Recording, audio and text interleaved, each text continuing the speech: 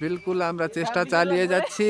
আপনারা দেখতে পাচ্ছেন পুরা একদম ঠক্করবানের এখানে চলে আসছি আমরা। এই তিনটা হাতিকে পার হতে দিচ্ছি না এখান থেকে।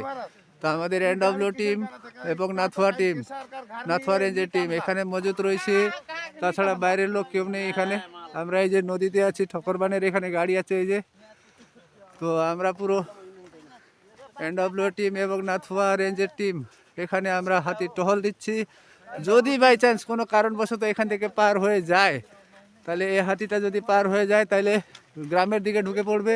তো আমরা সন্ধ্যা থেকে এখানে টহল দিচ্ছি, ফলে এখান থেকে হাতিটা গ্রামে ঢুকতে পারতেছে না এখন অবধিতে। এখানে তিনটা হাতি রয়েছে। তো আমরা এখানে প্রয়াস করছি যে এখান থেকে জঙ্গলে ফিরিয়ে দেওয়ার জন্য।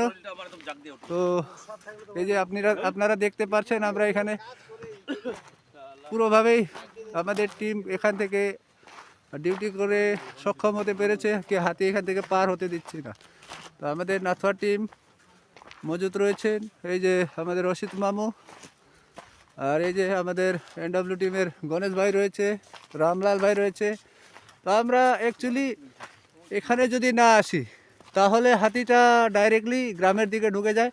তো আমরা আজকে 3 দিন থেকে চেষ্টা করতেছিলাম এই জিনিসটার ফলো করতে করতে আজকে পেরেছি যে এখান থেকে আর এইভাবে ডিউটিটা করলে পরে হাতিটাকে আটকানো যাবে এবং গ্রামে ঢুকতে পারবে না এভাবে। তো ঠিক আছে, আপনারা দেখতে থাকুন, আমরা আপডেট দিতে থাকবো আপনাদেরকে আমরা কীভাবে হাতি ডিউটি করতেছি। নিজের জীবনকে ঝুঁকি রেখে আমরা যে কাজটা করতেছি সবার জন্য, ভালোর জন্য করতেছি। আপনারাও আপডেট দেন যে আমরা যে কাজটা করছি সেটা কতটুকু ঠিক কতটুকু ভুল।